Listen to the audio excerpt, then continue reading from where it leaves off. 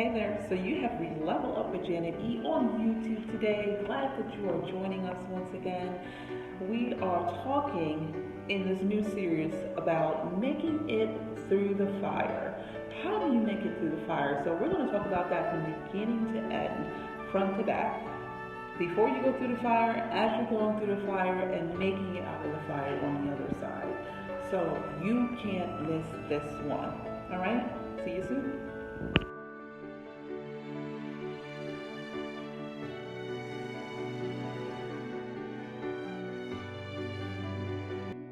So hey, welcome back to Level Up with Janet E. Today, as I stated before, we are talking about making your way through the fire. So what do we talk about when we talk about making your way through the fire? We're talking about a couple of different things. And actually, I am out and about this weekend.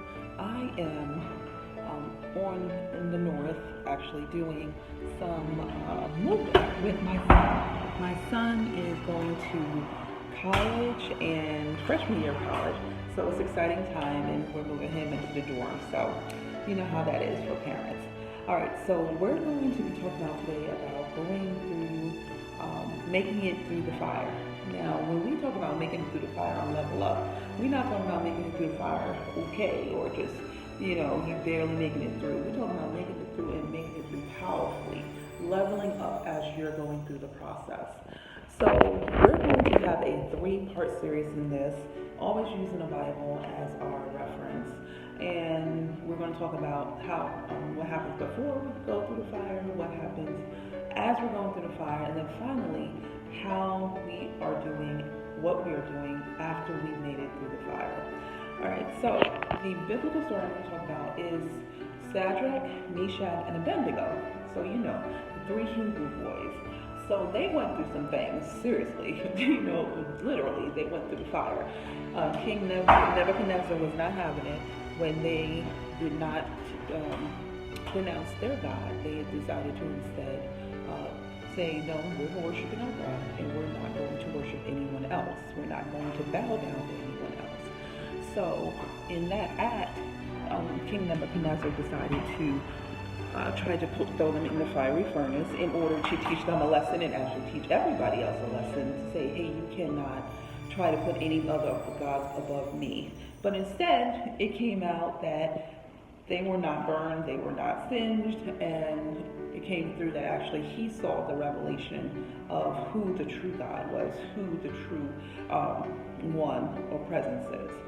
So in all of that, I want to talk about what is the 2 things I want to talk about on this Level Up. One is, what are we doing before we go into the fire? How are we thinking? What is our mentality as we're going into the fire? And 2, as we're stepping into that trial, what are we pressing into our spirit? So the first thing we want to talk about is making sure that we know who we are, but also making sure that we proclaim the truth of who God is. So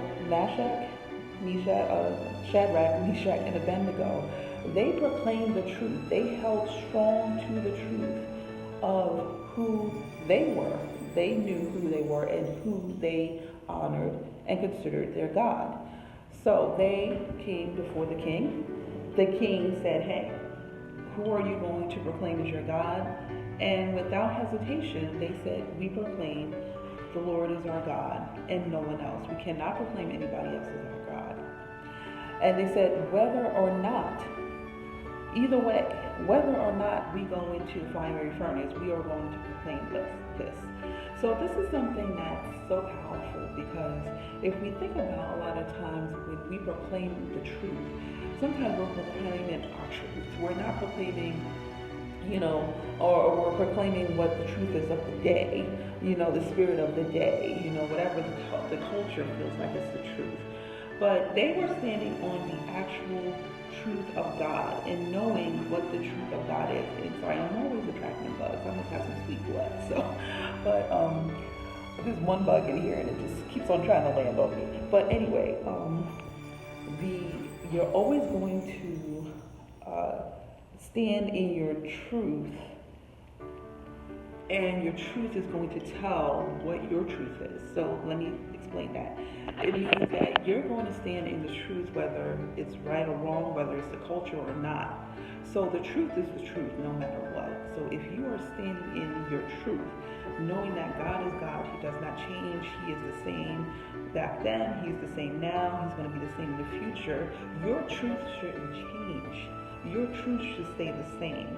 It shouldn't be affected by the culture. It shouldn't be affected by what somebody else says. It shouldn't be affected by what the government says. That should be your truth. So that's what those 3 boys did. They stood in their truth and proclaimed it. All right. So we're going to move on to a dance move, just a little dance move now, and then we're going to talk about how do you stand in that truth before you're going through the fiery furnace and through the trials. Okay, see you soon. Okay, so our dance move today we're going to do what's called a 3-step turn, which is basically exactly what it means. It's a 3-step turn. So we start from the right going to the left, and it's step out, turn around halfway, and step around. If we're going the other way, step out, so the foot that's leading, turn halfway, so you turn towards the back, and then turn back around, turn towards the front. The arms usually go with this, so it's 1, 2, 3. And the arms just do like a record player almost. So, 1, 2, 3. 3-step turn. Just like it says, 3 steps. So remember, step out, direction you're going, turn around, towards the back, and around towards the front. Let's do it with the arms. 1, 2, 3. One more time. 1, 2, 3. Okay, good job. This instructional was short and sweet. Okay. So the second thing I want to talk about in terms of standing in your truth is how do you know, first of all, how to stand in your truth and being able to hold steady, because standing means that you're standing and you're not wavering, you're not being moved to and fro by anything that's going on. Once again, in the culture, in the world, you are understanding that you are standing firm-footed in what you believe. And once again, that's what Shadrach, Meshach, and Abednego did. They stood firmly in what they believed. And once again, when you look at the scriptures, it's not like they knew 100% that they were going to be saved from the fiery furnace. It's not like they knew that God was going to come and protect them. They just knew what they knew. They knew that they had a God that they could not say is below any other gods. They knew that God, they had to honor Him as the number one God, as the only God. And so, because of that, that's why they stood strong. Not because they were so sure that, okay, no matter what, God's going to protect me from this fiery furnace. They knew, no matter what, this is my God. So you have to be able to stand on the truth that you know at that point in time, and then trust that God will take care of the rest however He does it. So it may not have even been the fiery furnace in terms of not letting the fire consume them. God could have been like, okay, you know what, I'm not even going to allow this to happen. But He wanted to do a couple of things in having them in the fiery furnace, which we will talk about in future episodes, in future series, in the future parts of this series. But for now, the one thing that we want to touch on is how did they stand strong? So think about how firm in their conviction they must have been to be able to stand strong, and no matter what this king is saying, no matter what he's doing, and imagine everybody else had bowed down to this king and said he was number one ruler in God, and they were the only 3 that held out and said, no, we know who our God is. So think about what conviction, what power they had within themselves to be able to do that. So when I think about what they were, what must have been their background, what must have been their reference point for that, I think about they must have had some strong training in knowing not only who God is, but who they are in God. So they knew not only who God was, that He was the name, He was the deity, He was the Alpha and the Omega, He was the beginning and the end, the first and the last. They knew all of that. But also they knew who they were in God. They knew that they were his people. They were his children. That he would take care of them. That he would cover them. That he would protect them. That he would guide them.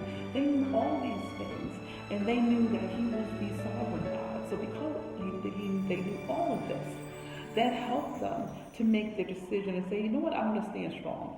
I'm going to stand firm no matter what happens to me. And once again, they did not know that they were going to be safe in the fiery furnace, because either way, they said, either way, whether we die or we go in the fiery furnace or we don't, we're going to proclaim God as our God.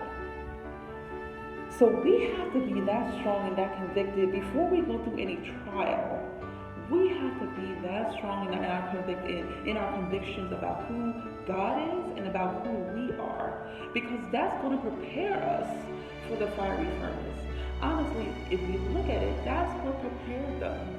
That trust in the truth prepared them for the fiery furnace, to be able to take whatever comes their way. We don't trust you, God. No matter what comes our way, we're going to trust you.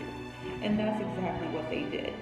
So, in part 2 of the series, we're going to talk about what they were doing in the fire. What was going on as they were in the fire, and how did they make it through the fire is part 3. But part 2, we're going to actually go through that fire with them. All right? So, I want you to have a blessed day, and I'll see you on the next Level Up with Janet E. We only did one dance this time, but that's because I was on vacation. But next time we will go over a couple more dances. But I love you, love you, love you. I want you to stay leveled up, and I will see you next time on part 2. Blessings.